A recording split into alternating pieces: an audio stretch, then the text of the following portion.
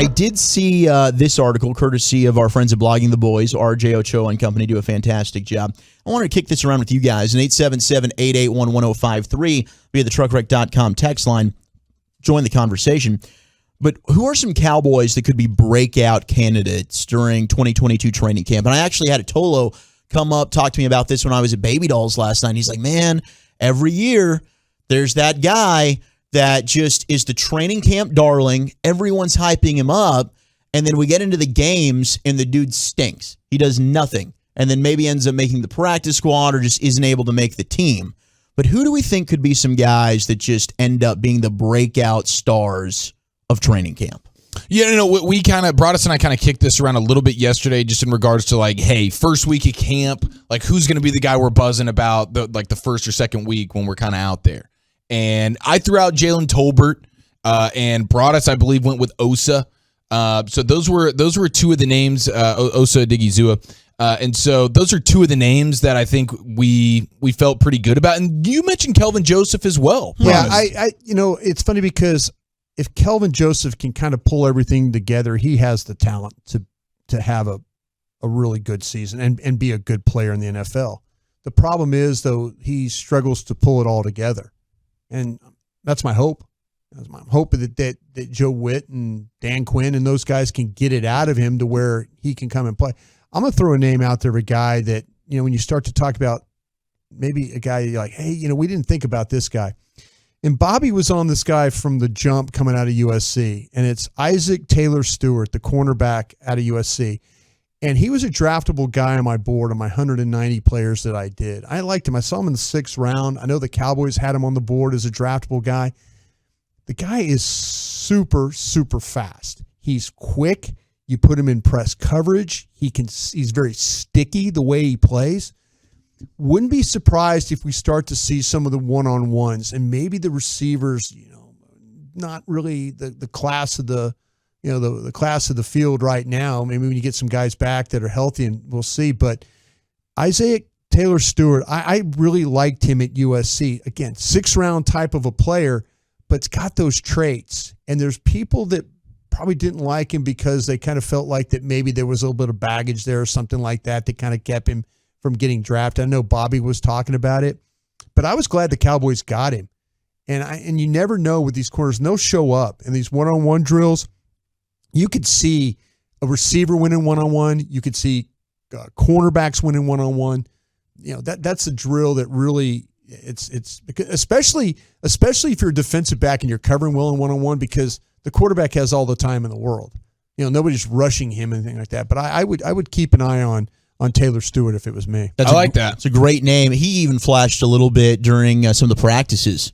We were able to go the length of the arms. You're right. He kind of ticks off. We talked about this when Chris Richard was here, but it's the same tree that Dan Quinn's, the Seattle mold of the corners that they were going for. You're right. When you look at him, the measurables, he's 6'2", he's 200 pounds. He's legitimately a 4'3" type of a player.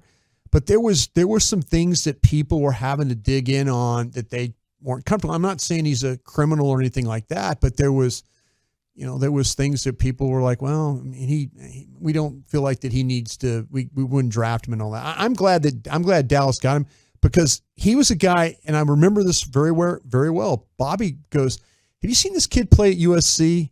And it was down to the very end, and I was just like, man, I can't watch another guy. And he goes, no, because please watch this guy. Bobby was right. When you're talking about 6'2", 200 pounds, long, fast, quick, plays well in coverage, that's definitely worth your attention. I'm going to champion for two guys. Simi Fehoko. Our guy, baby.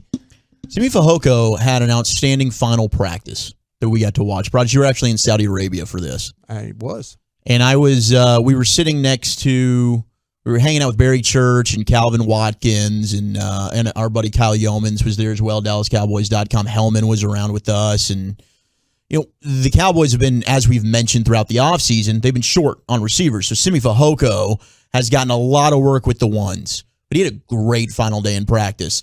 And maybe he doesn't get as many opportunities in camp because hopefully you've got Tolbert back. Hopefully you've got James Washington back. But with no Michael Gallup, he should still see some solid reps. And I think he was making the most of those opportunities. I'd like to see, and he's going to be fighting for one of those final spots. Like Simi Fehoko, the pressure's on. He has to perform. And I'd like to see, I'm going to be rooting for Simi Fehoko, one of the nicest guys you'll ever meet. He, of course, was on our show when we were doing the nosebleed seats at night. Great interview, but great singing voice. There's a lot of upside there. I mean, Broadus, I remember you talking about him when you watched him play at Stanford.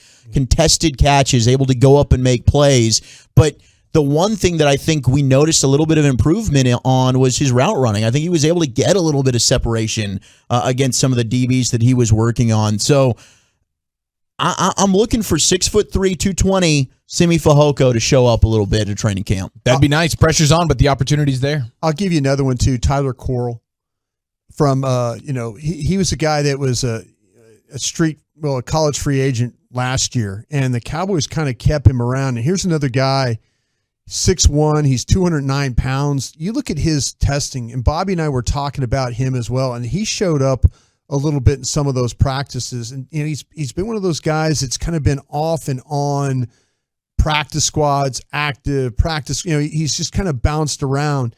And this might be that training camp where all of a sudden it kind of comes together for him. They're looking for a guy to play as a true free, and Tyler Corral, he might be a guy that gets it because he's been off and on. He understands the routine and what he has to do. He's been in training camp practices. They're looking for a guy that can run, that's an athlete that can play free. This number 31 might be a guy, too, that you want to keep an eye on in that secondary. It's a neat area. I like that. Yeah. Because we've talked after Malik Hooker, I don't know that they have his a free testing safety. numbers coming out of Purdue were super impressive. He's a big kid. He kind of it's weird because he wears that 31. Yep. And he does kind of look like Byron Jones. He does. The way he fills out that uniform because he's a tall, long kid. It's a great number for a safety, by the way. Yeah. 31's a good No number. question. Yeah. It is a good look. I want to throw out another name here that I'm hopeful will be dominant in camp, and I think with a healthy season could go a long way for the Cowboys defense. But like we mentioned, Oso Digizua, I think the interior of the defensive line for the Cowboys is extremely important. And so maybe the Vanilla Gorilla shows up in a big way. That'd be nice, the rookie there. But Neville Gallimore, I think this needs to be like breakout time for him. I would like to see him just kind of dominating guys. Now, obviously, Zach Martin, I'd like to see at least a win from time to time versus Zach Martin, but everybody else, like he should be one of these guys that's dominating now because that's what we need, and that's the expectation for him. And he's shown like the ability to be a solid player. Yeah, and another guy that I think we are forgetting when we talk about the inside because he just moved in, Chauncey Golston. Yeah, Chauncey Golston I think could be a breakout candidate. And then you mentioned things clicking. I think he's going into year 3. He was having a good preseason until he got hurt. Number 2 tight end spot's open. I think Sean McEwen's going to take that spot. Yeah, they really do like Sean McEwen a lot, and but they're looking for that guy, that kind of that complete player. They need somebody at the point of attack. Not a great blocker. Well, he's capable. That's the thing. Even they went out and you get a guy like Jeremy Sprinkle that's got size, but their best ability, their best way of running the football last year was inside the tackle. It wasn't on the edge. And some of those big plays, when you get people all pinned in inside and get the ball off the edge, and maybe it's a little bit more about having Tony Pollard involved too, because he has the ability to get the ball to the edge, to the corner, and around the corner, where Zeke has kind of been a guy that hasn't been able to turn the corner like he did earlier in his career.